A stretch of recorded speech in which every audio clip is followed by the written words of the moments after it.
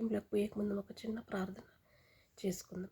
స్తోత్రం స్తోత్రం స్తోత్రం స్తోత్రం. పరిశుద్ధుడా పరిశుద్ధుడా పరిశుద్ధుడా, సైన్యముల అధిపతి నా గొప్ప దేవా, నీ పాదాలు కోట్ల కొలది స్తోత్రాలు చెల్లిస్తున్నాం.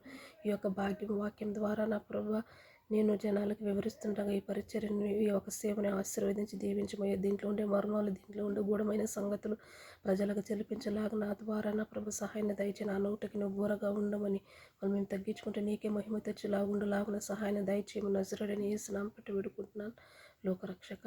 ఆమేన్. Praise the lord. ఈరోజు దేవుని వాక్యం మనము చూసుకుందాము.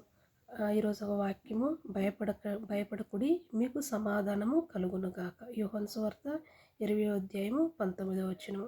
అంటే మనము ఏదో ఒక విషయం కొరకు నానా బాధలు పడుతుంటాం. మనకు మొదటిగా వచ్చేది ఏది? భయము. ఏమి జరుగునో, ఏమవుతుందో.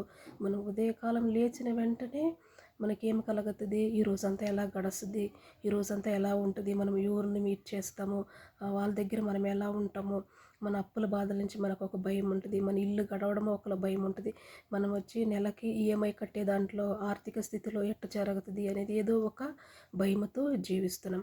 కానీ అటువంటి సమస్యలో కూడా దేవుడిని మనం తలుచుకుంటే దేవుడు ఏం చెప్తుండో, భయపడకండి మీకు సమాధానము కలుగునుగాక. మనుషులు ఇచ్చే సమాధానము కొంతగా ఉంటుంది, కానీ దేవుడిచ్చే సమాధానము చాలా గొప్పదైన సమాధానం. ఆయన ఒక సమాధానం ఇస్తే సమాధానము ఎవరు మన వల్ల నుంచి దూరము చేయలేరు. అటువంటి ఒక మానసిక పరిస్థితుల్లో ఉన్నటువంటి వారి మధ్యలో యేసుక్రీస్తు వచ్చి నిలబడి మీకు సమాధానం అని చెప్పుచున్నాడు. వారిలో ఉన్న ఆ భయం అంతా పరిగెత్తి దాక్కుని వీరి యొక్క హృదయంలో ఒక పెద్ద సమాధానము, సంతోషము కలిగినది. ఆనాడు శిష్యులు ఎలాగైతే దేవుడు చనిపోయాడని వీళ్ళందరూ దాక్కునిండ్రు, వాళ్ళ మధ్యలో ఏమొక భయం ఉనింది, హృదయంలో భయం ఉనింది. ఇంకంతే మన కూడతో ఉన్న ఏసయ్యనే వాళ్ళు రోమా ప్రభుత్వాలను చంపేశారు. ఇంకా మనమల్ని కూడా చంపేశారని వాళ్ళు ఏమునింది? భయం, కలవరగా ఉనింది. కానీ ఏసయ్య వాళ్ళ మధ్యన వచ్చి ఏం చెప్తుండ్రు? భయపడకుడి మీకు సమాధానము కలుగునగాక. అప్పుడు వాళ్ళ మధ్యలో వాళ్ళ హృదయంలో వచ్చింది? వాళ్ళకి సమాధానం అనే ఒకటి కలిగినది. నా ప్రియమైన వారులారా, పునరుత్థానుడైన అదే యేసుక్రీస్తు నేడు మిమ్మల్ని చూసి ఏం చెప్తుండ్రు?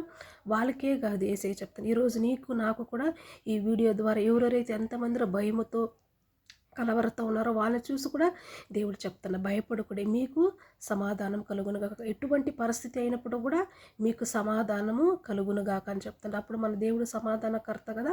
అప్పుడు మన హృదయంలో కూడా ఎటువంటి నానా విధమైన అప్పుల బాధల నుంచి కానీ, ఏదో ఒక సమస్యలు కానీ, మనకేమి కావాలో మొదటిగా సమాధానం ఉండాలా. దేని కొరకు భయపడకూడదు, యేసయ్యే చూసుకుంటాడనే ఒక సమాధానం మనము పొందుకోవాలి. నేడు మీ యొక్క జీవితంలో ఎటువంటి ఒక భయం పరిస్థితి లేనప్పుడు కూడా మనము ఎవరిని నమ్ముకోవాలమ్మా? దేవుణ్ణి నమ్ముకోవాలా.